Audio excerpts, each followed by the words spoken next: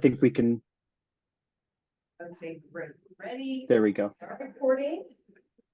It's Tuesday, September 18th, 4 o'clock, or 4 p.m. This is the Boulder Junction Access District Parking and TDM Travel Demand Management Commissions, and I will call roll. Rebecca DuMichelle.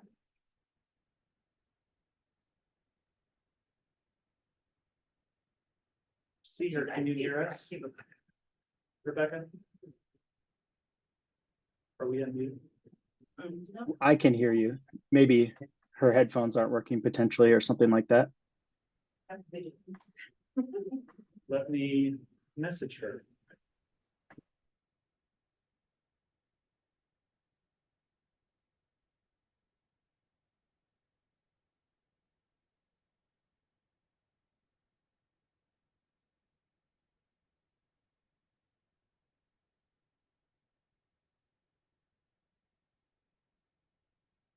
We can continue. Okay. Stephanie Pike. Not present. Susan Grant. Not present. Jennifer Schreiber is not able to attend. Ryan Cook. Here. And Rebecca DuMichelle again for the TDM Commission, the Park Commission. Kevin Knapp. Not present. And Robin Rowe. Yeah, but I'll turn the meeting over to our chair. Thanks. Our first item today, as usual, is approval of the minutes from the 24th. We should be able to do that for parking, right? Yes. Okay. Robin or Rebecca, any questions or corrections for the minutes from July? I do not have any.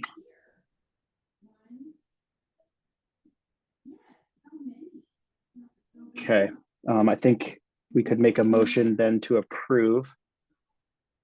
I'll make a motion to approve the minutes. Great. I think I can second, but we would hopefully like Rebecca to give assent. Were you able to message with her, Chris? I did, but she did not respond. Okay. Well, let's just come back to that vote then, and we can move on.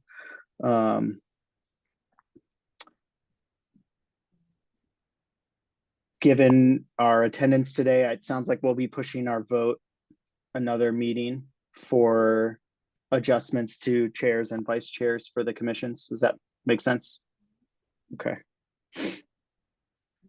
Oh, she cannot hear us. She will rejoin. Okay. And then while she's doing that, I don't see any members of the public. Am I incorrect there? No, Doesn't look like.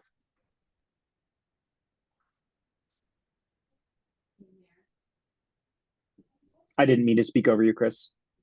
there are no members of the public. Sorry. Okay. Great. So we can maybe Will, if you'd like to give the update, and then we can do our vote after you're done once Rebecca's back in. Sure. Hi, everyone. Will chiming in with a quick Boulder Junction TDM update. Happy to say that things continue to proceed. I field requests almost every workday, certainly every week, of new residential members and business hires. It seems like Splunk and Uplight in particular have a pretty healthy roster, up to over 200 staff each. NetApp is sort of leading the charge for return to work plans. So they're one who we will continue to work with for trip reduction efforts. The MyRide program, I really only worked with Karen for a few months in terms of issuing the authorization forms last year, but the digital platform, I would say, is really helping both the coordinators and the riders themselves And we had an interesting situation a few weeks ago where a station agent downtown sort of brought to our attention a bit of questionable behavior. And we were able to get in touch with one of the property managers of a relatively new addition to the district, and resolve it quickly. But that really brought to light sort of the integrity that we're seeing in these digital passes. It seems a benefit across the board, I would say. There are one sort of partner update that I wanted to share is just a few hours ago, we learned that Boulder B-Cycle has announced an acquisition with BTS, which I believe is Bicycle Transportation Systems. So women-owned LGBTQ ally based in Los Angeles, I believe, that operates about 15 dock-based bike share systems across the country. I didn't know that there were still that many in operation, but they're proclaiming to be the first vertically oriented, or rather the only vertically oriented provider nationwide. So we're expecting this could result in more access to both residents and employees in Boulder Junction, particularly in the form of the new 2.0 docks that you might see in front of Sundry. So that was some late breaking news that just came across our screens this afternoon. We're also working with the Roots Music Project, which is a nonprofit that's based in what will be the Boulder Junction Phase 2 district, to expand the transportation engagement area of their concert on September 28th. So far we have Boulder B-Cycle who will be present, as well as the Boulder Chamber Transportation Connections and a few others that are likely to join. So I would warmly welcome everyone on the call. It's a Saturday afternoon, evening from 5 to 9 p.m. I can put a link in the chat, but I've alluded to that before. And there is a poster that I had sent over to Lisa if anyone is interested in promoting this free community event that the city is sponsoring and supporting. And then as a final aside, from the chamber side, we have our quarterly luncheon tomorrow from 11:30 to 1. So if anyone is interested in a bit of in-person interaction, we'd love to share some of the sustainable commute things that are coming within and beyond Boulder Junction. And there's lunch being catered from Curtis Park, which some have said is the best caprese in Boulder Junction.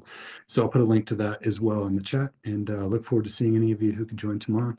I'll step back now, but happy to field any other questions that came up.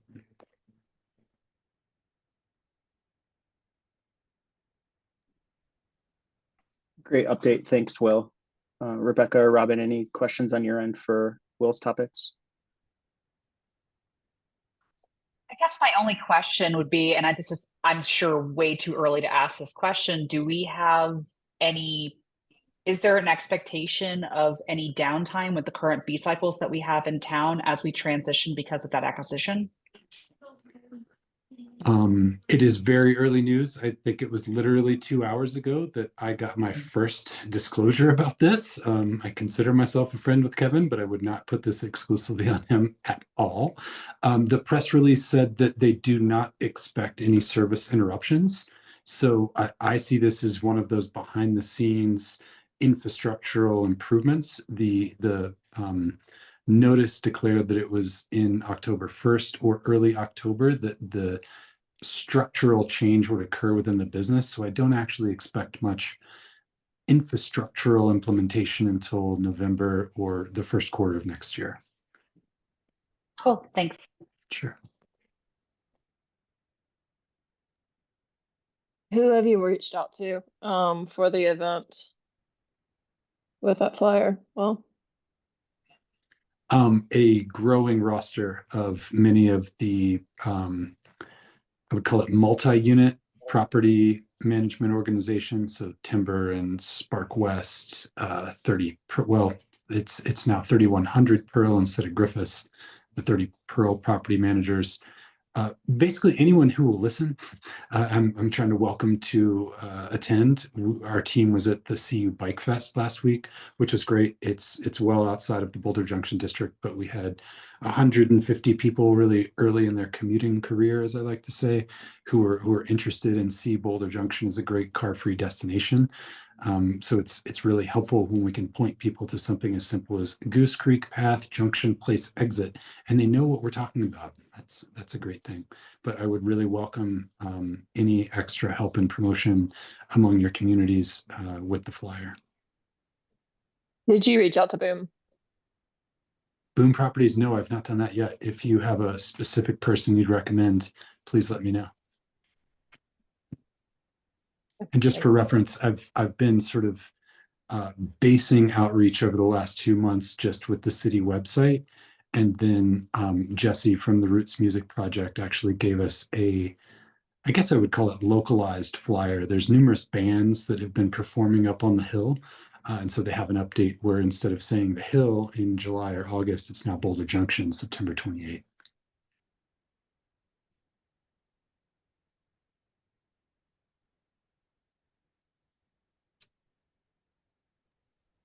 Okay, thanks, Will. Rebecca, welcome back. I think we can do the vote for the July minutes unless you have corrections, suggestions, questions about those. Okay, Robin had already made a motion that we seconded, so I think it's just an all We in can vote. favor. Okay, Aye. thanks. I think that covers it for parking at least. Let's see here. I'm looking for my agenda. I think that puts us into questions or comments about the budget or the consent agenda.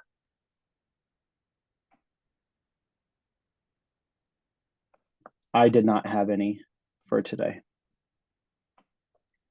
Nor do I. Okay. Great. Then we can move on to matters from staff. All right. Thanks, Ryan. First up, we have Regan with a couple small updates on both Commutify and if she has anything more to share on the Roots Music Project that she and her team are running. Thanks, Chris. So Commutify refers to the Boulder Clean Commute Program. Just a refresher, this is the TDM program that we launched earlier this year, officially launched on April 1st.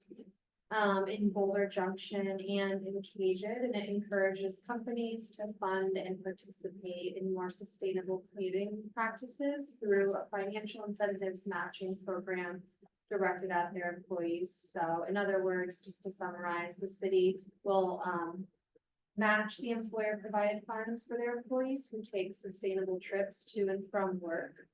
And with that, employers can then apply for the state tax credit that provides a 50% tax credit towards dollars that employers spend on sustainable transportation initiatives for their employees. So we receive quarterly reports from Commutify, the tech company that we're working closely with to launch this program. The Q2 quarterly report should be in your meeting packet, but I do have some updated statistics for you all since that quarterly report is a bit outdated. So we currently have 22 employer participants, approximately 5 in Boulder Junction. About 1,200 sustainable trips have been logged in the program so far by approximately 40 employee users. And so looking ahead, although we are seeing some level of engagement with the program, we'd like to see more. This is a pilot, so it's kind of an opportunity for us to assess the opportunities and challenges as we move forward. And so we're really looking to boost our outreach efforts later this year. We want to contact some of the employers that we've already reached out to and haven't signed up just to get a better understanding of any hurdles or barriers. So again, just really enhancing our outreach efforts. And I'll just end by saying, it is in our recommended budget for 2025. We've allocated additional funding for Commutify in 2025, but official city council approval on the budget will take place till October 17th. Happy to answer any questions you might have about the program.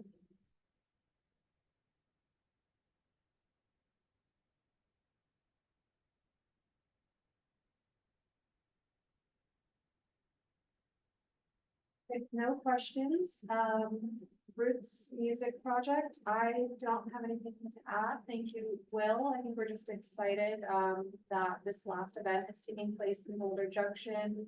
Will help raise awareness of Boulder Junction as a neighborhood and kind of bring more visitation to the area. So very excited for that. Regan, can you maybe share how it's gone on the hill? Yes, it's gone really, really well on the hill, just in terms of getting visitors to the area, supporting local businesses.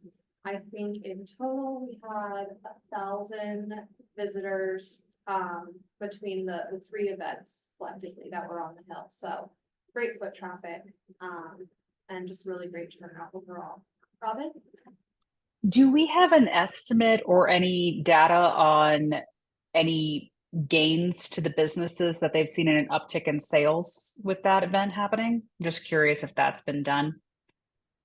That hasn't been done specific to the events yet, but certainly something we could look into, either just by talking to the surrounding businesses, or maybe looking at some of the place area data. Think about it as well, so.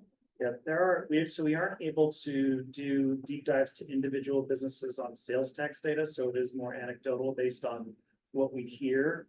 So we can certainly do more of that, and hopefully we'll see some. I see. We'll just put some information in the chat. So certainly something that we follow closely. We tend to aggregate more than just focus on one individual event. Part of the intention for Boulder Junction is how do we get folks to even know that that space is there? So it's the residuals, not just the event itself, but also just the marketing, the branding, the identity of the space, in hopes that folks go there for one event and realize, just like for the hill, hey, this is actually a nice space and there are restaurants up here and I want to spend more time up here. If we aren't able to analyze, how many of those folks come back from a music event and then return for other things, but we do aggregate on the whole how often folks visit certain geographic areas. You're going to see some data about this later on in matters from staff. And so overall, we want to, over time, see more visitors coming more frequently, and things like the Roots Music Project are intended to help improve those numbers as they're aggregated over time, for sure. Thank you.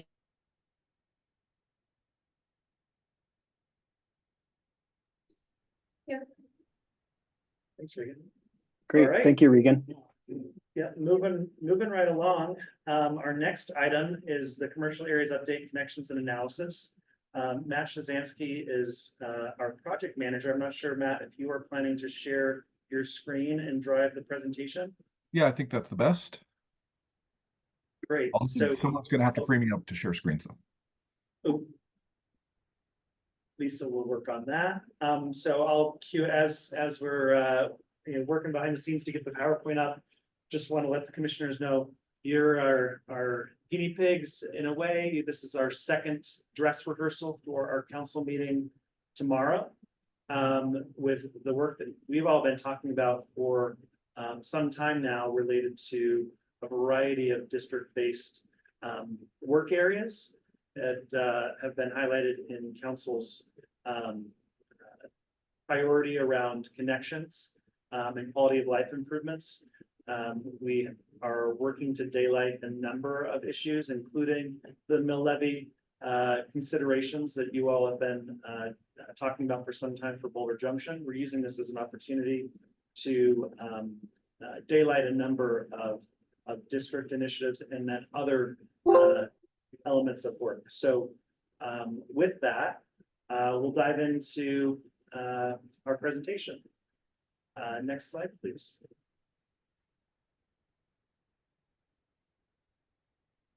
So first, I'm going to give a bit of a background. It's stuff that you all as commissioners close to our GIDs are pretty familiar with, but we have a lot of council members who are not familiar with the work of community vitality and the role of general improvement districts in the city. So we're going to just do a little background information, and I'll kick it over to Matt, who's going to dive into the deeper details of 3 specific work areas that either ongoing or in development.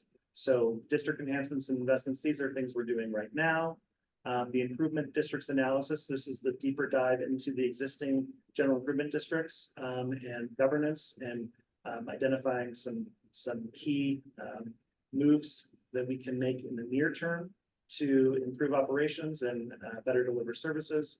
And then the Boulder commercial areas blueprint. This is a longer range visioning effort that Matt's going to provide more details on. Then we do have some questions for City Council, and then some next steps. So before we dive into the work that is coming up right now, it's important to take a step back and recognize the legacy that we've all inherited in our roles today, and how everything that we are managing has come to be.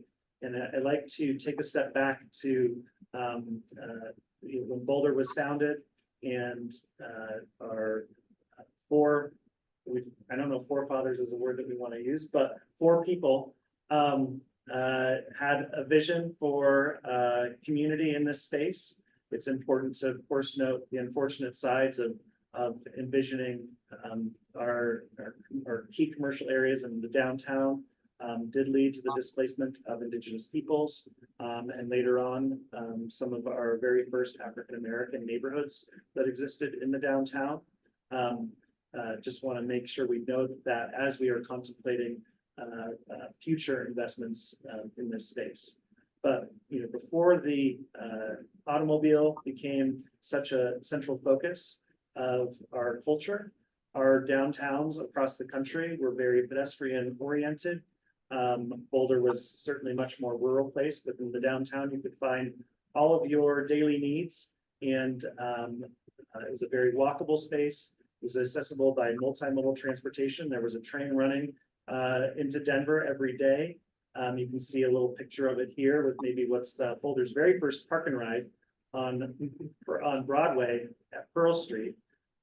So really a special time of vitality in our community way back when. And then of course, as the automobile became more prolific through the 40s and the 70s, we saw a lot of impacts due to population change and cultural shifts, and a lot of change coming to downtown with the opening of the Crossroads Mall over at 28th and Canyon, which was at that time unincorporated Boulder County. Really sucked a lot of vitality and the pedestrian activity out of our downtown area, and a lot of decisions got made at that time, including the creation of the general improvement districts in downtown and University Hill, in order to start taking steps to reinvest in strategies to protect the character of our spaces. So that's when the GIDs were envisioned to assume all of the long-term parking liability for all the parcels within the districts, so that property owners weren't compelled to tear down their neighbor's building in order to provide parking for their customers. And so we have a great legacy that we've inherited, and the decisions that were made during those years that set up our communities for success in the years to come. Of course, as we moved into the 1990s and early 2000s, we learned a lot about we cannot park our way. We cannot build parking as the only solution to allow folks to access our spaces.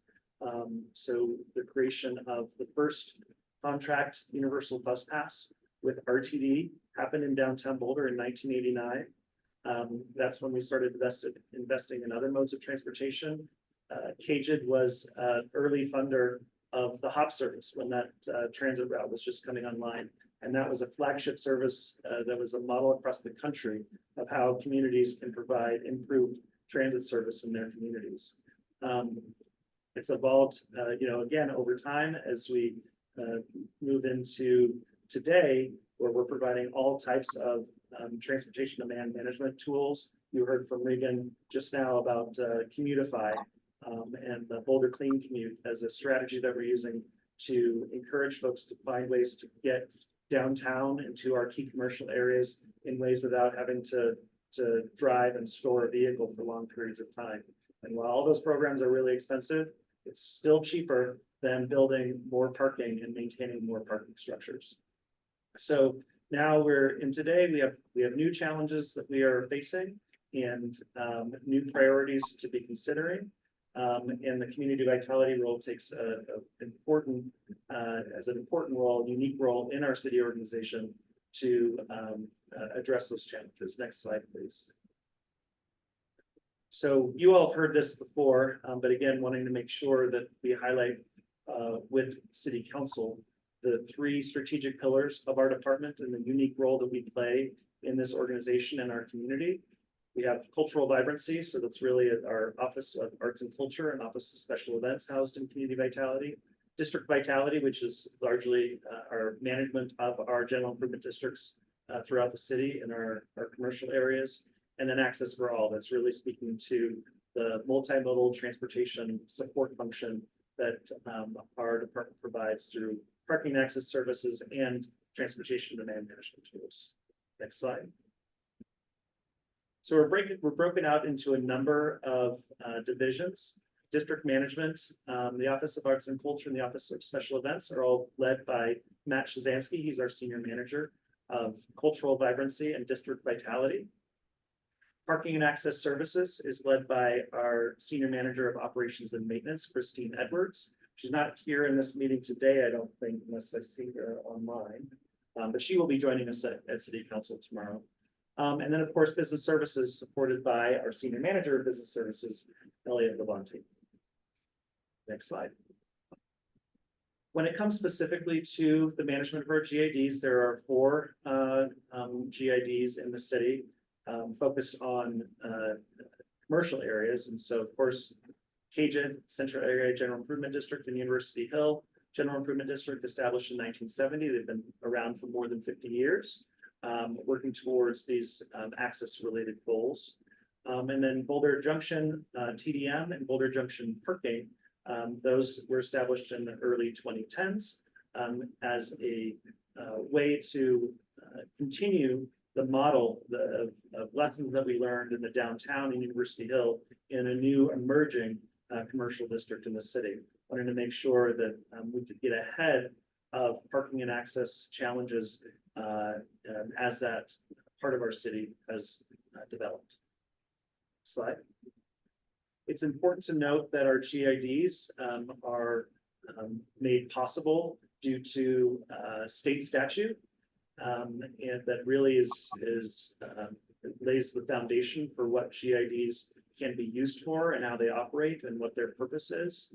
And so GIDs are intended to establish capital funds that can build facilities, that can generate revenue, that also generate great resources to maintain those facilities. They're paid for through property taxes from the property owners, and since Boulder is a triple net lease community, those monies are, the taxes are passed through to the business owners, the folks that are occupying those commercial spaces. They're governed by a board of directors, which is the city council, but they form as the board of directors when they're making decisions specifically related to GID management. These quasi-governmental entities that are separate from the city are allowed to condemn properties, operate those facilities, generate revenue from those facilities, and issue bonds to pay for capital projects within or benefiting the districts. Next slide. So over the past 50+ years, community vitality and the work of managing general improvement districts has led to the construction of a number of facilities and purchases of many parcels. We now have 7 mixed-use parking garages. 6 are in the downtown. We have 2 surface lots, one in downtown Boulder at Broadway and Spruce, and another up on University Hill. And of course, we have the 100 spaces in the garage at Boulder Junction. So this totals more than 2,300 district-owned parking spaces. That does not include all of the on-street facilities that we manage. We also, as part of our access component of our work, own, maintain, replace, repair 1,300 bike racks, primarily in the downtown University Hill district. We also, of course, do manage all of the on-street parking infrastructure in our managed districts. So all the pay stations, all the pay to park signage, as well as the camp or Chautauqua Access Management Program area during the weekends and holidays in the summer. We also have other assets owned by the GIDs or owned by, you all are familiar with this. It's not just limited to the 100 spaces in the garage at Boulder Junction. We also have ownership interest in the plaza amenities, the placemaking components, and the same goes for a number of assets on University Hill and in the downtown. And of course, the city has arts, public art infrastructure throughout the city, and our arts, our Office of Arts and Culture manages those assets as well. Next slide. So this leads us to where we're at in our conversation today in mapping our future and doing some near-term and long-term planning. And this relates really closely to the council priority that was established back in April, where this commercial area connections priority was highlighted, focusing on connections between commercial areas with a specific emphasis on the connection between University Hill and downtown. And so we're really looking to this council priority as the impetus for us to start this conversation, take a look at how we've been doing so far, what we've already been doing in support of this priority, work that we know we need to do to help advance this priority in the years ahead, and then the development of a long-term vision for what comes next. So with that, I'm going to hand it over to Matt, who will lead us into the details of these three work areas. Great. Thanks, Chris. So yeah, as Chris said, we're going to start with what's going on right now with the asset management infrastructure and especially beautification of our commercial areas and the work that's going on in community vitality and really across the city. So, you know, when we think about connections between and quality of life in our commercial areas, this is central to the ongoing work plan of the Community Vitality Department. All of our divisions have a role to play, and as caretakers of our general improvement districts, the work on beautification, capital projects, asset management, placemaking, and associated programming in our districts is a central focus of our work, projects that directly relate to Council's priorities for commercial areas which are underway or in our current work plan. So you're going to hear over and over again this refrain that work, even though it's in Community Vitality's work plan as part of our everyday work, it relies on strong partnerships with other city departments and organizations. That includes planning and development services, parks and recreation, transportation and mobility, facilities and fleet, the Business Improvement District downtown, the Hill Boulder Merchants Association, the University of Colorado. So many people make sure that this safety, vibrancy, and connection between districts happens.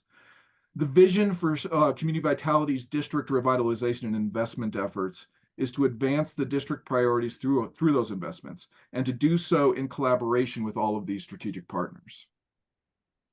So when we think about what's going on right now, these are things which you know a lot about, maybe council doesn't pay as close attention to, but we want to highlight that this everyday work is really making a difference. And so we've got projects that are completed or nearly complete. Obviously, the first two matter greatly to Boulder Junction, the wayfinding and placemaking icons, the Roots Music Project collaboration.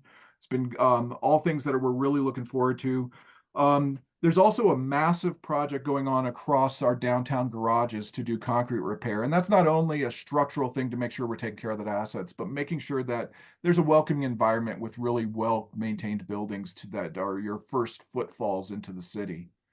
We've implemented gateless garages, which I have personally enjoyed greatly and want to highlight for that reason, but also the outdoor dining pilot, which we're looking to move forward into an ongoing program, the painted crosswalks, which we already have some in one instance in downtown, and we're looking at another one coming to the Hill soon, and the wayfinding signs that temporary installations that guide people from the Hill to downtown, looking at the permanent version of that and other ways at a pedestrian scale to guide people between districts. So this is just 7 of these. We'll also be presenting in City Council's packet 22 others that are underway right now that community vitality staff are working on.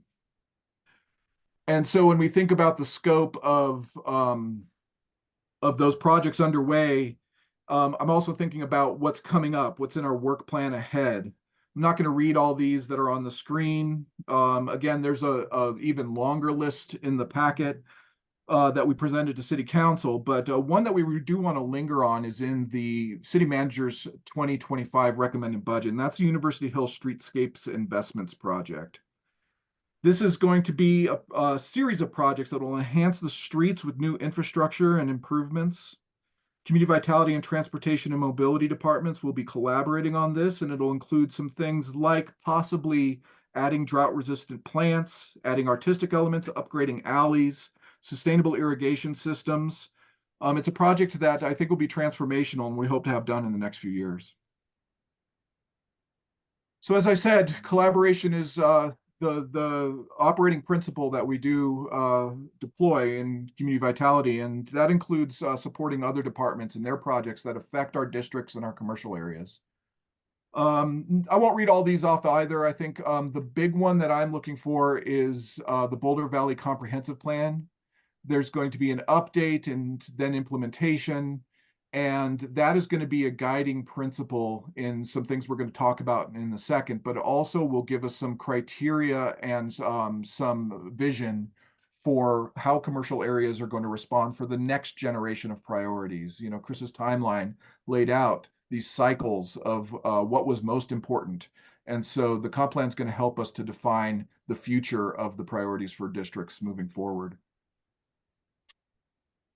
And I also want to point out that a lot of the projects you saw that Community Vitality leads and that are a part of other departments, we do have a collaboration called All Things Downtown, where department directors and project managers can get together and make sure projects align and don't overlap and make sure we're all working in pulling in the same direction. So that was now what's happening right now. And next I want to talk a little bit about what happens next.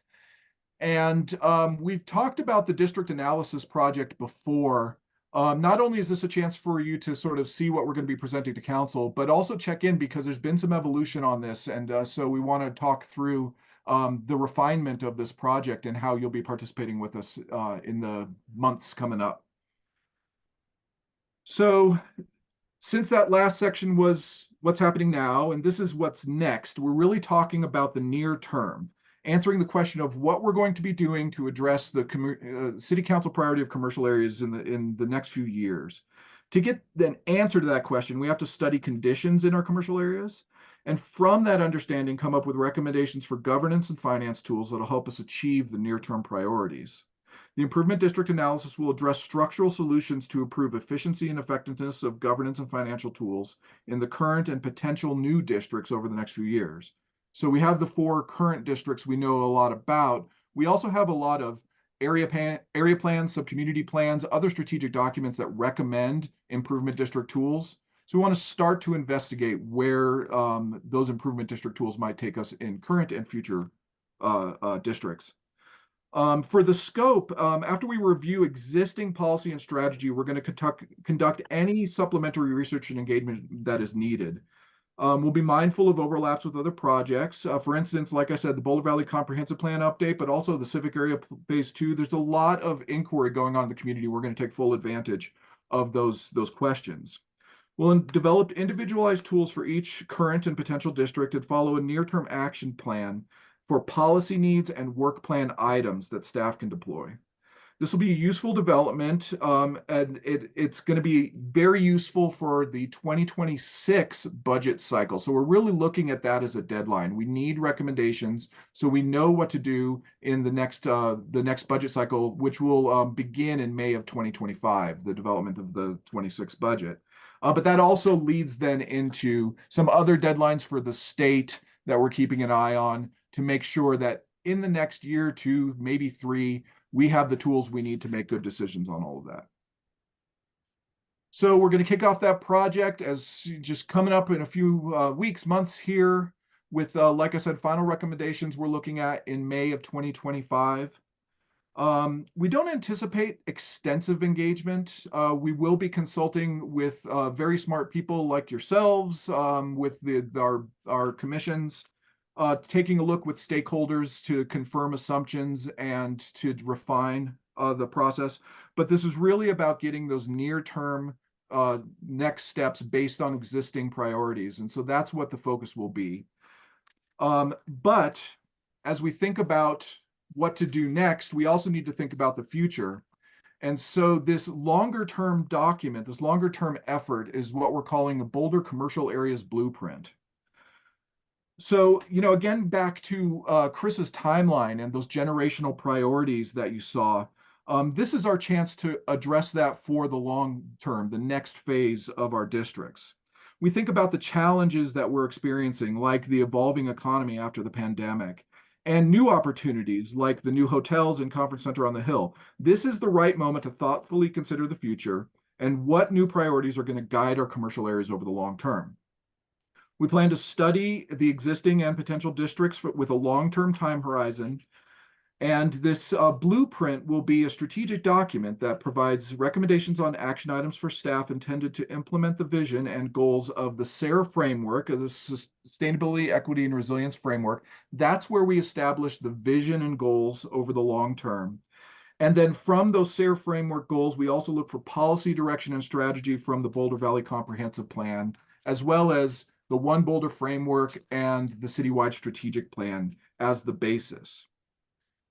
To do that, we really first have to have great outcomes from the Boulder Valley Comprehensive Plan update. So we're going to support our partners in planning and development services as they take on extensive research, data, and engagement projects for the update of the comp plan. The quality outcomes of that updated Boulder Valley Comprehensive Plan is then going to feed the blueprint, so that with that foundation, we'll do a study of the vision and strategy documents plus supplementary data and engagement to produce priorities for each district. The blueprint will conclude with recommendations for the improvement district tools necessary to achieve the priorities. So to understand that, first we're going to share with council something that you've seen before, which is this chart of the current state of affairs. This is a moment in time of the 2024 assessment of each of our districts. And we're not really going to dig into the data here or with council. The idea is just to say that there's a variety of equations that are happening across the different districts between the taxation and the taxable property value and what that means for revenue. And then that leads into what we use that revenue to afford. And some of these are perhaps in balance, some of them are out of balance. And so the blueprint's idea is to examine this against the priorities for each district and then determine what efficiencies can be gained by any changes. And so here's another chart. This is one that goes through each of the types of districts that are available by state law to municipalities. We have in Boulder several of these, obviously general improvement districts, but also urban renewal authorities, downtown development authorities. We've deployed some of these before. There's also digging into the details of this. Once we determine that there's good options for some of these districts to do new things, we need to decide how to implement them. Should borders be redrawn? Should taxing structures or revenue structures be rethought? So it'll be a careful consideration in each district of what our options are and what's going to be best for the future. So in thinking about how to do this, we don't yet have a timeline. This is in the early phases of scoping and creating a project charter. But what we do know is this is going to be a project that follows a half a step behind the Boulder Valley Comprehensive Plan update, and we're going to integrate closely with that process to get this done. And then as far as our outreach to the community, we will supplement with some stakeholder and community feedback or other types of engagement. We don't have a scope for that yet, but we do want to make sure that whatever the foundations are from those from the Boulder Valley Comprehensive Plan and other documents, that we take the time to inquire with our stakeholders, with people in the districts to build the vision and the tools. So with that lot of information, wanted just to circle back and say the real reason for us approaching council and what we'd love for your input on to improve this presentation is that there's vision and scope for each of these three work areas. For the now, the district revitalization investments; for the next, improvement district analysis; and for the future with the commercial areas blueprint. So I can come back to that, but the first thing we're going to do is ask you if you have any clarifying questions for us about that presentation, if there's anything that was unclear that we could circle back on before we ask for your input and suggestions. And I will stop sharing for a second so we can see each other's faces. There you are. Thanks, Matt. I had a question, just a Mhm. clarifying one. The purpose of the slide describing the different types of districts is just to say to council that these are the different tools that you might have available depending on how that analysis proceeds. So if we see we need to do X, then maybe we want a district, or sorry, a district, of this type to help affect it. And maybe we already have that, or maybe it needs to be a new one or something to that effect. Is that right? That's precisely it. Is we have some tools that are made available to us by the state. We want to sort of start with a blank slate and say, what do we want to accomplish and what's the best tool to achieve those goals? Chris, do you have anything to add to that response? No, that's right on. Thanks. Yeah.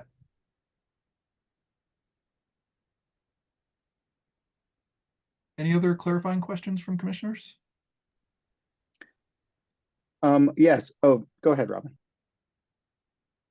Mine might be slightly off of topic. I wanted to just kind of circle back to something. First of all, I really appreciate the way that Chris started off everything with this presentation. I was just kind of curious, as some of this revitalization and some of these projects are multi-generational, I'm just kind of curious, with the art projects we're doing, how are we considering the history of Boulder and presenting maybe a more diverse perspective of that in our street paintings and other signage that we're using to acknowledge that history? That's an excellent question. It is a little off topic, but that's great practice for council. So I think that's perfect. Sorry. No, Sorry. it's so good. Chris, do you mind if I jump in on that? No, go have at it. Great. So yeah, I appreciate that question because it is very important that our public art program represent the community really well. And that means a couple of things. Is first, we're narrating what's important to our community right now for future generations. But that also means that the artists who create art and the images of the art itself are representative of the people in our community, and that everyone can see themselves and their lives in the artwork. And so we do take that very seriously in how we go through the public art process. And so when we have a new commission, a selection panel is formed, and the Arts Commission helps to assemble the right people to represent the community, given the nature of the project. So, for instance, if it's a neighborhood project that really means something to a small locality, we want the people who live with that art every day to be a part of the selection. Those selection panel members from the community are then given training, including with training that comes out of our race equity plan, and helping to diminish unconscious bias and structural issues that happen with any sort of selection process like this, but also to raise up other voices and make sure that whatever artists apply and end up developing proposals, that they truly understand the community. And so we have deep public inquiry to help bring forward voices and make sure that artists, as they develop an idea, that they have the full range of voices and can access people who usually don't get heard in those types of things. So that's sort of a process issue, but that's how we start to get at that. Thank you for the process issue. The second Chris said it, was stuck in my head. I was like, "Ooh, I wonder how they're taking this into account." So thanks for going down the rabbit hole with me. I appreciate it. Matt was way too humble. There was a great article in the Boulder Weekly, I think it just came out today, that speaks directly to positive outcomes in this space. So certainly recommend. I will definitely check that out. Thank you so much. Thanks, Chris.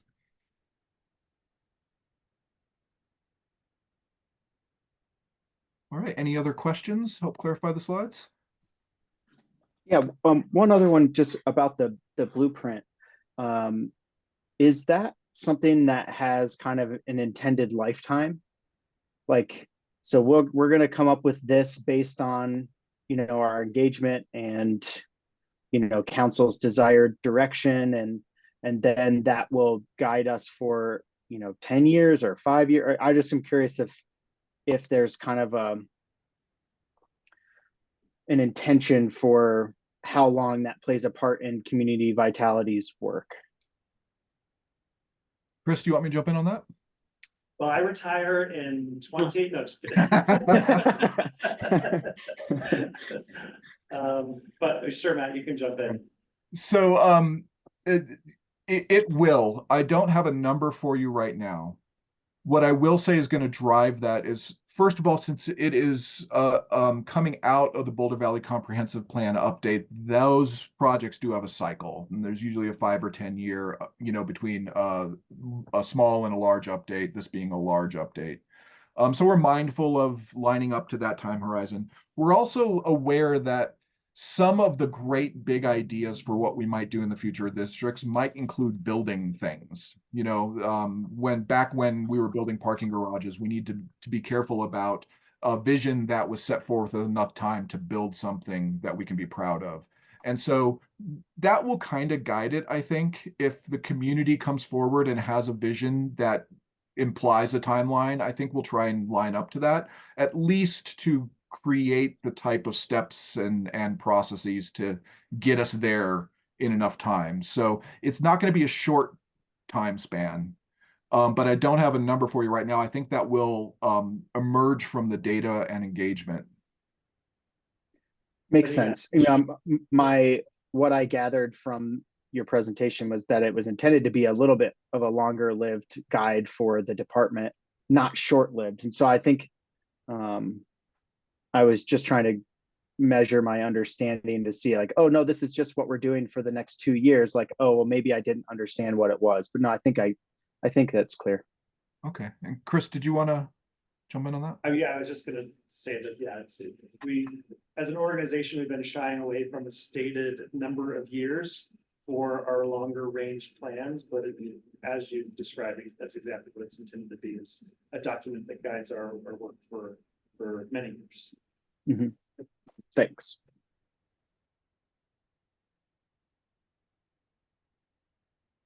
Great. Any other questions? So if you have a question, still ask it, and we'll be around. You can always ask us questions. But we wanted to move into advice. At this point, in the council meeting, we'll ask council to weigh in on those priorities, those visions and scopes, make sure that lines up with their city council priorities about well-connected and commercial areas with great quality of life. And they'll give us feedback on that and help us redirect. But for my question for you along those lines is, if you have any advice about this presentation, the content that could help us improve and make sure that we're presenting what you think council should, the way in which we present this to council is going to be well received and hits all the points. So any advice for us? Again, this is something, if you think of it later, we'll be around, but since it's tomorrow, we'd love your input.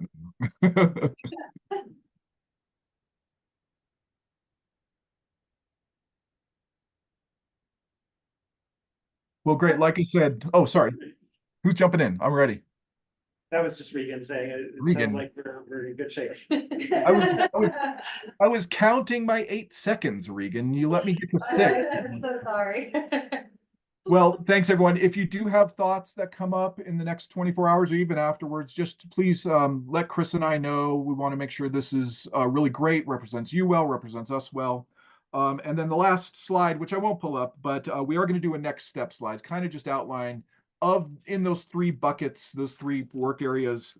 We have some things that are coming up immediately. There's going to be the new painted crosswalk on the hill. It's going to be beautiful. Looking forward to that. We're going to get that last Boulder Junction placemaking icon installed. And we're also just launched an affordable commercial pilot.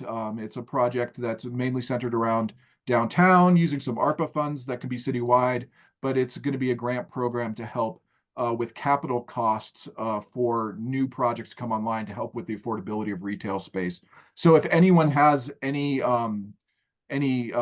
one in their network who might benefit from that, please send them our way soon, and Regan and I can help them walk them through that program. But that's aside. We're also going to hire our contractor for the district analysis, that short-term strategic document, and then start to scope out the longer-term document, get integrated with the Boulder Valley Comprehensive Plan update, and get that longer-term document kicked off early next year. So that's sort of what's ahead of us, and there's a lot of work to do. So I just want to, before I hand it over to you, Chris, to wrap us up, there's going to be so many people in our department working on this, and they all have to be brilliant, and they are going to be brilliant. And so I'm looking forward to working with you and with our staff on making all this happen.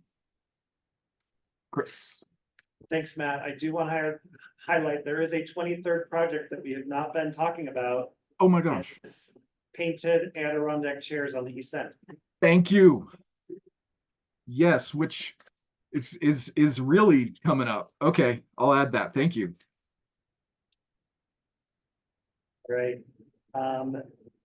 Thank you, Matt. We're going to move now over to Elliot, who has a couple of items related to economic conditions and budget updates.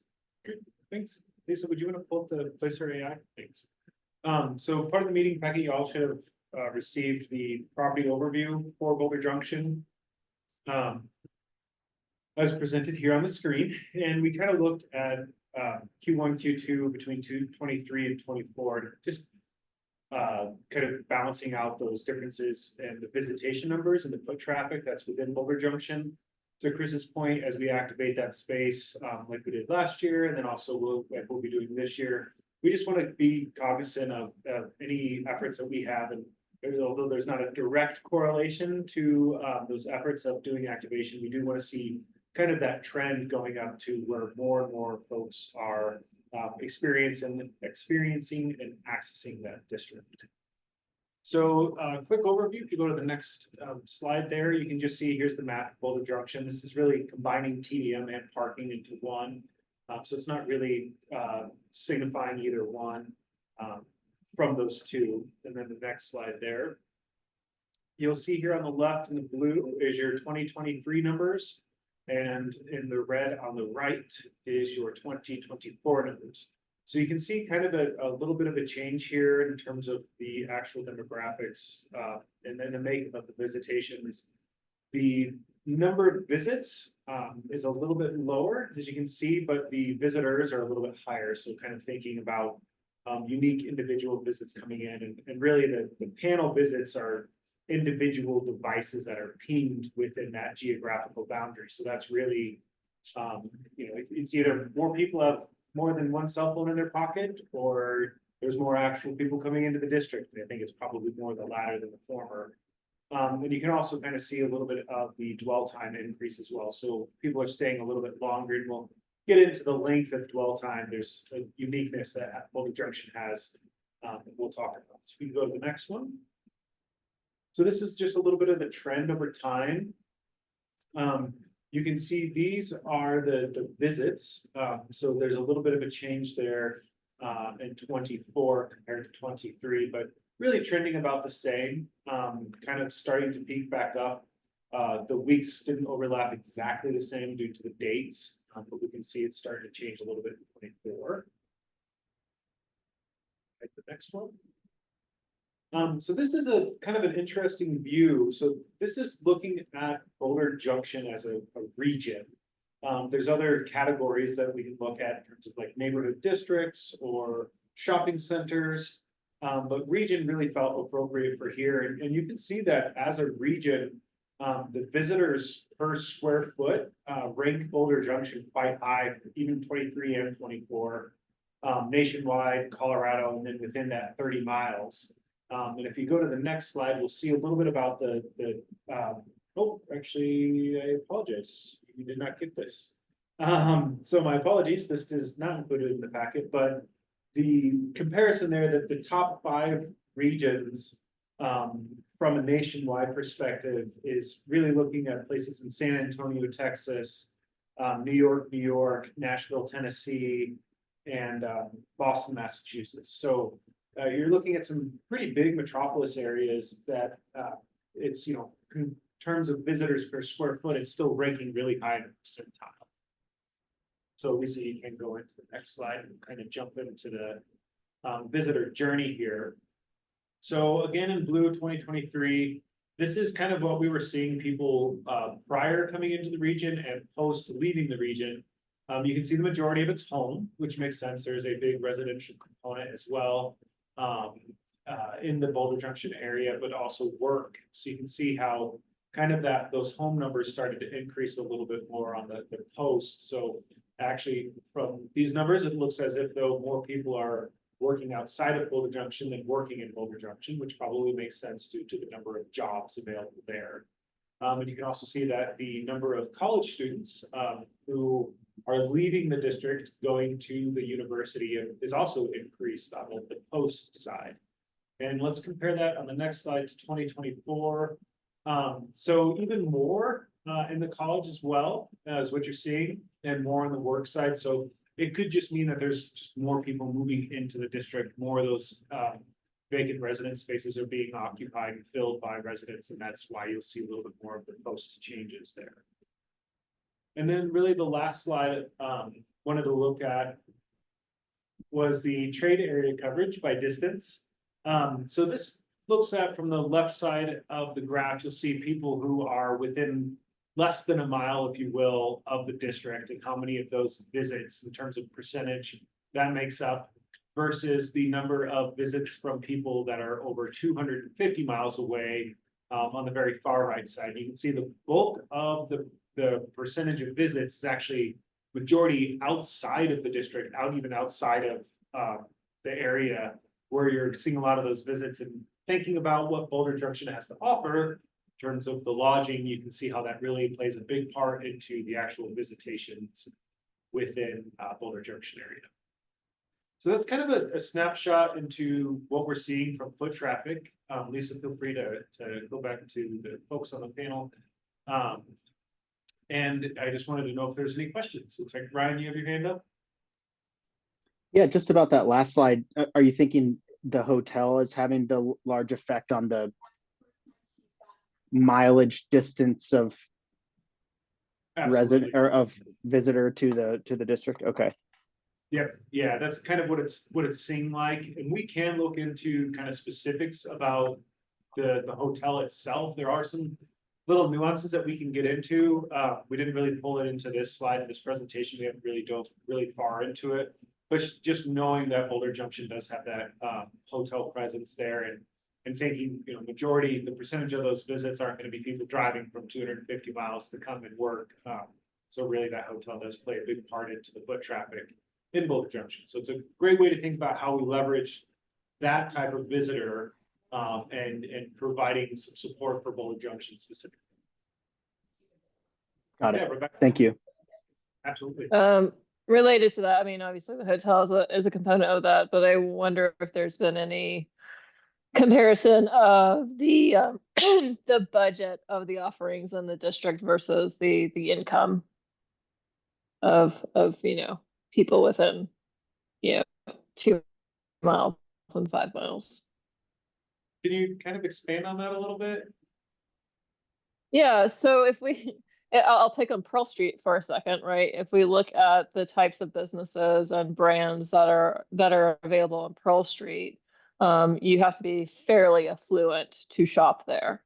Wondering if we're seeing that as well with like 29th Street brands and Boulder Junction, budget levels of the restaurants, things like that. Yeah, it's interesting you mentioned that. So I did do a comparison to 29th Street, your kind of closest neighbor, if you will. And the percentage of visitations of those folks that are over 250 miles drops significantly at 29th Street. So it kind of signifies that a large number of the visitations at 29th Street are more, I guess, local, if you will. So the folks who live within the area, more so than Boulder Junction. So you're looking at a 35% of visits in Boulder Junction versus about a 5% visit in 29th Street for that 100 to 250 mile range of where people are coming from. So yeah, certainly the cost of, and it's not just the cost of goods and services and those types of things, but also what services are provided. So Boulder Junction doesn't have the heavy retail, heavy restaurant section that like 29th Street Mall does. And a large portion of Boulder Junction residents, I'm sure, make their way over to 29th Street because it's such a walkable community to be able to go over there and access that. So again, that's more why you're seeing more local visits to somewhere like 29th Street. But Pearl Street is actually much more like Boulder Junction in terms of the actual foot traffic that they're seeing down there is more of that kind of tourist community.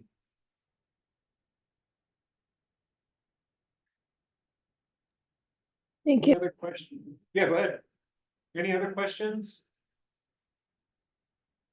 Great. So the last thing we'll wrap up with, just a couple quick slides on the city manager's recommended budget that should close out our matters from staff. So I promise I won't keep you much longer. Just wanted to fill you in from the last conversation we had, what's changed between now and then.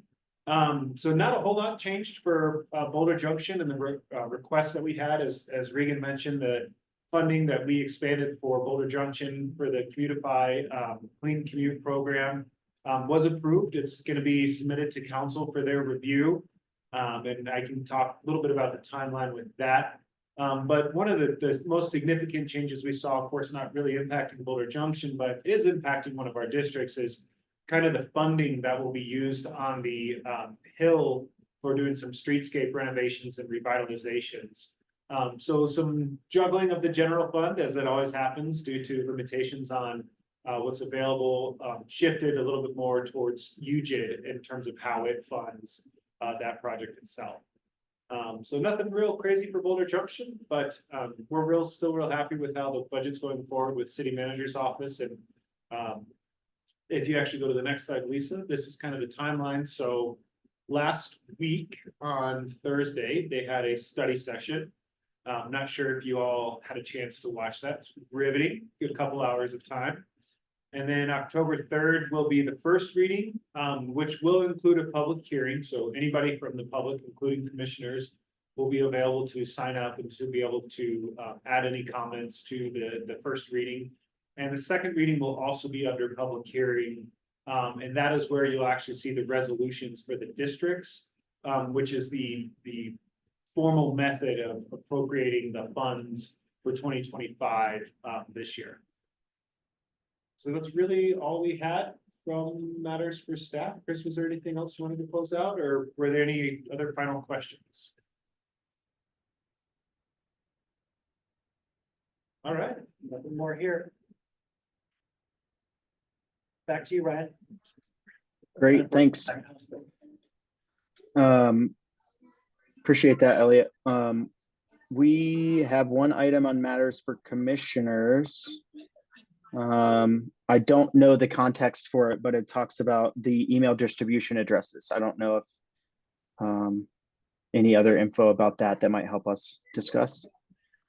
Have more info. Thanks for the question. So yeah, this was related to publicizing commissioner emails. At your request at the last meeting, Lisa has done some research with IT and has some updates for you. Right, thanks, Chris. So at the previous meeting, commissioners and staff, we discussed the possibility of making the two BJED email distribution lists public.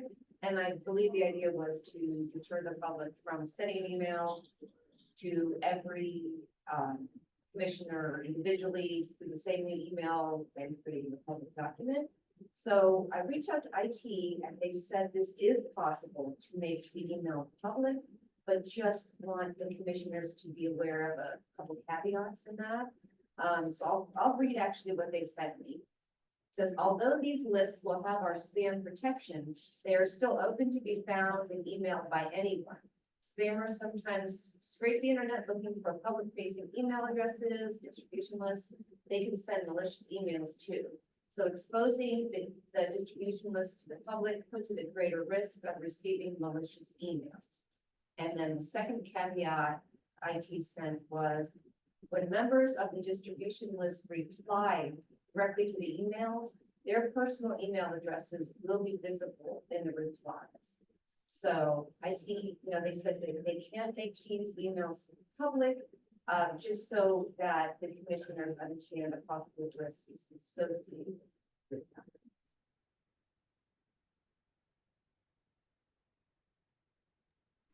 See Rebecca. Thanks. Yeah, thanks, Lisa. Go Yeah. ahead, Rebecca. So I think the original ask was more about the fact that if members of the public submitted some kind of feedback to the commission, it actually wasn't getting to us.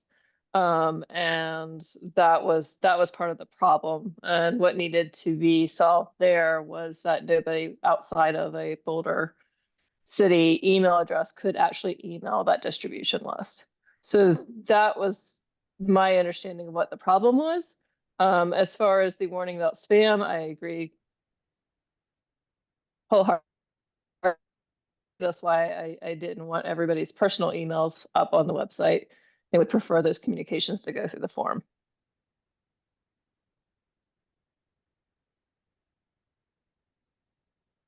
So it sounds like Lisa, as long as everybody agrees, she's going to be taking action as your secretary to make sure that folks are able to email you via distribution list on the website. Perfect. Now, a follow-up that I expected to hear out of that was maybe not from the IT department, but from, staff and the city attorney of open meetings law and, not emailing back and forth using the distribution. But that's probably a fair warning to my fellow commissioners with this. Yes, we certainly, while it's totally fine for folks to email you as residents, we ask that you all not respond. And we will certainly. Not a concern, Chris. Send it to you. Perfect. Yes, that is the desire. Not all of our commissions are as enthusiastic at that approach as you all are.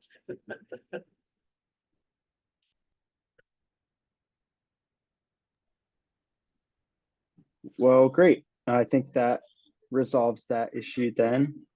I see we have our next meeting on the 13th of November. And unless there are any other matters from commissioners, I think we can adjourn. Maybe I just will double check before we do, Chris, with Jennifer being present. Would you like a vote for TDM, or is there still not a quorum on TDM? There's still not a quorum in TDM. Okay.